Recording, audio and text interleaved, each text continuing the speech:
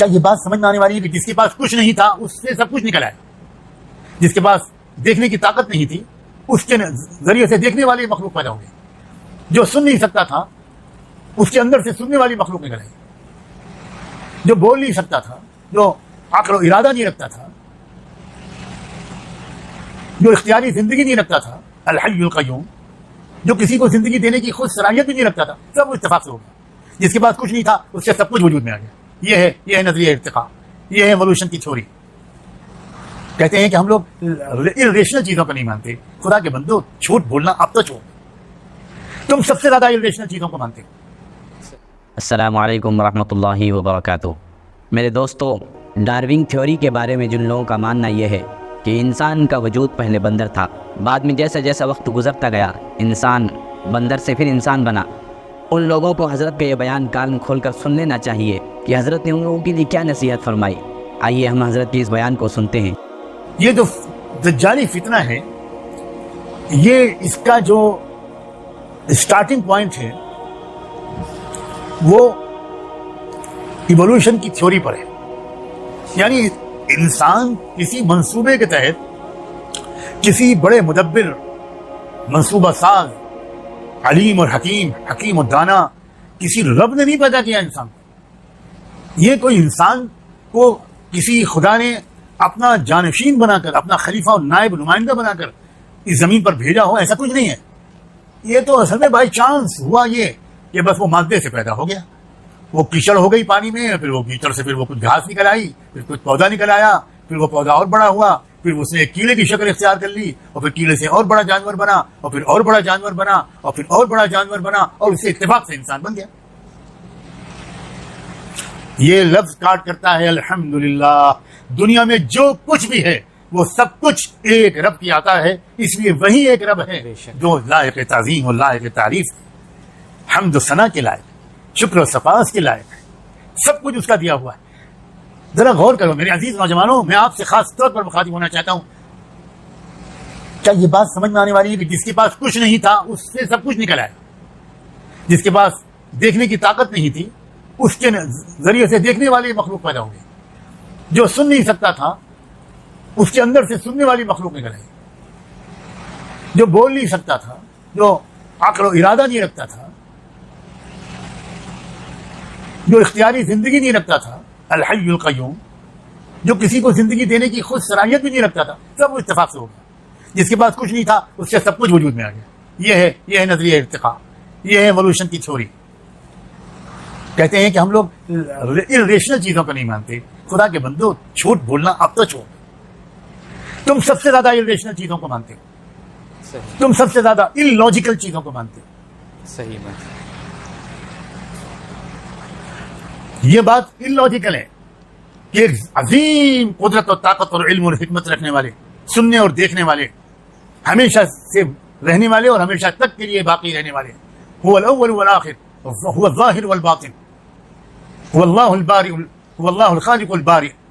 اس رب نے دراصل کائنات کو بنایا انسان کے لیے، اور انسان کو بنایا کسی عظیم مقصد کے لیے. یہ بات زیادہ سمجھ میں آتی ہے، یہ وہ بات زیادہ سمجھ میں آتی ہے. میں تو عقلی طور پر یہ سوال شروع کر رہا ہوں. جس کے پاس کچھ نہیں تھا اسے سب کچھ وجود میں آ گیا. الحمدللہ. نہ، بالکل غلط بات ہے. سب سے پہلے انسان اس راز کو پہچان لے. اگر وہ دھوکے سے بچنا چاہتا ہے، دھوکے بازوں سے اور دھوکے باز سے بچنا چاہتا ہے، دجال کے پھیلائے ہوئے جال میں پھنسنے سے بچنا چاہتا ہے، تو وہ پہلے اس حقیقت کو جانے کہ اس کائنات کا پیدا کرنے والا، اس کو پالنے والا، اس کو زندگی دینے والا، اس انسان کو پیدا کرنے والا، اس انسان کو اس دنیا میں ایک خاص اسٹیٹس اور حیثیت دینے والا، اس کائنات کو انسان کے تابع کر دینے والا، اس کائنات کو انسان کے لیے پیدا کرنے والا، اور انسان کو اس کائنات کے لیے نہیں کسی اور کے لیے پیدا کرنے والا ایک رب ہے. پہلے اس کو پہچان. جہاں تم اس رب کو پہچاننے لگو گے، اسی رب کی قسم کھا کر یہ آج اس کے بندہ کہتا ہے، تم اسی لمحے بغیر آگے کا علم اگلا علم حاصل کرنے سے پہلے اسی لمحے تم اس دجال کے دھوکے سے نکلنا شروع ہو جاؤ. کیونکہ تمہاری عقل میں پختگی آنے لگے گی، تمہاری سوچ میں پختگی آ جائے گی، میچورٹی آ جائے گی. تم میچور انداز سے دنیا پر غور کرنے لگو گے. افلا تتفکرون افلا تعقلون. غور کرو، دیکھو ہسٹری پر غور کرو, جیوگرافی پر غور کرو, زمین کے ایک ایک ذرے پر غور کرو, اس کائنات کے ایک ایک وجود پر غور کرو, اس رب کی ایک ایک مخلوق پر غور کرو. تم غور کرتے چلے جاؤ گے اور تم پر حقائق منکشف ہوتے چلے جائیں گے, خود سے چلے جائیں گے, تم نکلو گے اس پس سے. اسلامی تاریخ میں ایک بہت بڑے اسکالر اور عالم گزرے ہیں Imam Abu Hanifa, one of the greatest Islamic scholars in the entire Indian Islamic history, not Indian, Islamic history. دنیا کے چند ذہین اور سمجھدار ترین لوگوں میں سے. ان کا ایک واقعہ سناؤں, تھوڑا سا آپ کو مسکراہٹ بھی آ جائے اور ایک اہم بات بھی آپ کے سامنے آ جائے. ان کے زمانے میں ایک کوئی اچھی شخص تھا, اور اچھیس لوگوں کی ایک عجیب بات ہوتی ہے کہ اپنے کو دنیا کے سب سے قابل آدمی ہے, اور ہر وہ آدمی جو خدا اور مذہب پر یقین رکھتا ہے اس کو بیوقوف بیکورڈ سمجھتے ہیں. خدا جانے یہ بیماری انہیں کہاں سے لگتی ہے, حالانکہ شاید دنیا کے سب سے بڑے. اب آگے جملہ آپ پورا کر لیجیے, میں جملے کو خود پورا نہیں کروں گا. وہ چیلنج کرتا پھرتا تھا کہ بھائی میں کوئی ثابت کر دے کہ کوئی خدا ہے. میں تو نہیں مانتا, میں مجھ سے ڈیبیٹ کرے ایگزسٹنس آف گاڈ پر, this should be the topic of the debate.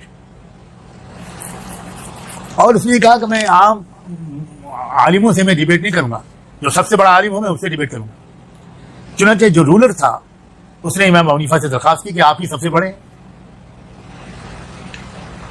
اس لیے اب آپ کو ڈیبیٹ کے لیے تیار ہونا چاہیے. ان کا میں حاضر ہوں. Okay, no problem. وقت طے ہو گیا اور اس نے بادشاہ نے کہا کہ میں خود بیٹھوں گا. خلیفہ نے اور تمام وزراء سب بیٹھ گئے, انٹلیکچوئل, سب علماء, دانشور اور رولرز اور پالیسی میکرز, اور جو دربار تھا وہ ایک طرح سے کریم سوسائٹی میں جمع ہو گیا اور وقت طے ہو گیا. وہ جو عجیب شخص تھا وہ تو ٹائم پر آ گیا, اور لیکن امام ابو حنیفہ لیٹ ہو گئے. دیر ہوتی چلی جا رہی تھی. وہ غصہ آ رہا تھا, اس نے کہا کیا کیا آپ لوگوں نے, میری انسلٹ کی. ایک ایسے عالم کو آپ نے انوائٹ کر لیا مجھ سے ڈیبیٹ کے لیے جس کو وقت کی پابندی تک کی تمیز نہیں. جب بالکل بیزار ہو گیا وہ, اور ایک شاید وہ پروٹیسٹ کرتے کرتے اٹھنے لگا, اتنے میں امام ابو حنیفہ انٹر ہوئے. بادشاہ بھی ناراض تھا, سارے لوگ پریشان تھے کہ اس سے پہلے تو اس شخص کو ایک ایک سیکنڈ کے اعتبار سے وقت کا پابند پایا گیا, آج ہوا کیا ہے؟ اور ایسے نازک موقع پر اس شخص نے یہ حرکت کی, یہ تو بدنام ہو جائے گی پوری امت اور دین. تو امام ابو حنیفہ نے انہیں کہا کہ آپ سب کو ناراض ہونے کا حق ہے. خلیفہ وقت کو خطاب کر کے کہا مگر ذرا میری پہلی بات سن لی جائے, اور آپ ڈیبیٹ کرنے والے جو محترم مہمان ہیں یہ بھی سن لیں, اس کے بعد آپ فیصلہ کریں, جو سزا مجھے آپ دینا چاہیں دے دیں. ہاں کہو کیا بات ہے, کیوں تم دیر سے آئے؟ انہوں نے کہا کہ دیکھیے اصل میں جہاں رہتا ہوں وہاں سے یہاں تک پہنچنے میں راستے میں ایک دریا ہے, اس کے لیے کشتی کی ضرورت پڑتی ہے, اس کے بغیر تو میں آ ہی نہیں سکتا شہر کے اس علاقے میں. تو میں جب پہنچا تو وہاں پر کوئی کشتی موجود نہیں تھی. بہت پریشان ہوا, کھڑا انتظار کرتا رہا, دعا مانگتا رہا. اتنے میں نے دیکھا کہ ایک پیڑ تھا وہ کٹ گیا, ایک دم گرا, اور گر کے اس کے اندر سے لکڑیاں کٹنی شروع ہو گئی, پیڑ کٹنا شروع ہو گئے. اب میں تماشا دیکھ رہا ہوں کہ مجھے کوئی دکھائی بھی نہیں پڑ رہا, لیکن پیڑ گرتا ہوا بھی دکھ رہا ہوں, پیڑ کو کٹتا ہوا بھی دکھ رہا ہوں. اور پھر آگے دیکھتا ہوں کہ وہ کٹی ہوئی لکڑیوں کو جوڑ کر کشتی بننے لگی. اب کشتی بن گئی, اب بغیر کسی چلانے والے کے وہ میرے سامنے آ گئی. بس میں اس میں بیٹھ گیا اور میں دریا پار کر کے آپ تک پہنچ گیا. اس وجہ سے مجھے دیر ہو گئی, میں کیا کروں. بس یہ سننا تھا کہ وہ ڈیبیٹ کرنے والا کہنے لگا کہ بھائی مجھے بہت شکایت ہے کہ آپ نے کسی بیوقوف اور پاگل آدمی کو بلا لیا مجھ سے بحث کرنے کے لیے. تو امام ابو حنیفہ نے کہا کہ ذرا میری پاگل پن کی وجہ تو بتا دیجیے, پوچھیے خلیفہ سے. انہوں نے بتاؤ بھائی کیوں پاگل کیوں. آپ بلیو کر سکتے ہیں بادشاہ سلامت صاحب, آپ جو ہیڈ آف دا اسٹیٹ ہیں, آپ کیا مان سکتے ہیں کہ یہ سب کچھ ہوا ہوگا؟ پیڑ اچانک کھڑے کھڑے گر گیا, یہ ممکن ہے؟ پھر خود بخود کٹنے لگا, یہ ممکن ہے یا یہ ہو سکتا ہے؟ پھر وہ لکڑیاں جڑ کر کشتی بن گئی, اور پھر وہ کشتی ان کے سامنے آ گئی, اور پھر یہ جناب ان کے بقول یہ کشتی پہ بیٹھ کے یہاں تک تشریف لے آئے. یہ کیا بکواس کر رہے ہیں؟ Is it possible? تو امام صاحب نے کہا کہ بادشاہ نے کہا بھائی جواب دو. تو ان کو میں جواب کیا دوں؟ حضرت مجلس برخاست کیجیے, مناظرہ ڈیبیٹ مکمل ہو گئی. ان کا مکمل ہو گئی, یہ کیسے کہہ رہے ہو؟ انہوں نے کہا کہ جب ان سے پوچھیے میرے مہمان محترم صاحب, یہ ممکن نہیں ہے کہ پیڑ خود بخود گر جائے, کٹنے لگے, بغیر کسی کاٹنے والے کے، بغیر کسی گرانے والے کے، بغیر کسی کشتی بنانے والے کے کشتی بھی بن جائے، بغیر کشتی چلانے والے کے وہ کشتی مجھ تک بھی پہنچ جائے اور مجھے ساحل تک پہنچا بھی دے، یہ سب تو ناممکن ہے۔ مگر اتنی بڑی کائنات پیدا ہو گئی بغیر کسی بنانے والے کے، سورج بن گیا بغیر کسی بنانے والے کے، چاند بن گیا بغیر کسی بنانے والے کے، ستارے بن گئے، آسمان بن گیا، زمین بن گئی، پہاڑ بن گئے، سمندر بن گئے، جنگلات بن گئے، کھیتوں نے غلہ اگانا شروع کر دیا، باغ پھل دے رہے ہیں، سبزیاں اگ رہی ہیں، جڑی بوٹیاں نکل رہی ہیں، پھول نکل رہے ہیں، جانور، پرندے، حیوان، انسان اور خدا جانے کیا کیا، سمندروں کی مچھلیاں، یہ سب کچھ خود بخود ہو گیا اور ہو رہا ہے۔ یہ بات سمجھ میں آتی ہے، یہ ممکن ہے۔ اگر وہ ناممکن ہے تو پھر یہ بھی ناممکن ہے، اور یہی تو میں ثابت کرنا چاہتا ہوں کہ یہ ناممکن ہے۔ اس سب کے بنانے والا کوئی ایک ہے، 50 بنانے والے بھی نہیں ہیں بادشاہ سلامت۔ اگر 50 ہوتے تو ان میں آپس میں کلیش ہوتا۔ اتنا کوآرڈینیٹڈ ویل پروگرام سسٹم بن ہی نہیں سکتا جس میں اتنی یونیفارمٹی ہو، اتنا کوآرڈینیشن ہو۔ کبھی ٹکر ہوئی ستاروں کی؟ یہ کس نے سب کے آربٹ بنا دیے ہیں کہ سارے پلانٹس اپنے اپنے آربٹس میں گھوم رہے ہیں؟ کل فی فلک یسبحون۔ یہ کس نے ایک ہی مٹی میں آم بویا گیا، اسی میں امرود بویا گیا، اسی میں کیلا لگایا گیا، اور سب کے ذائقے الگ، سب کی شیپ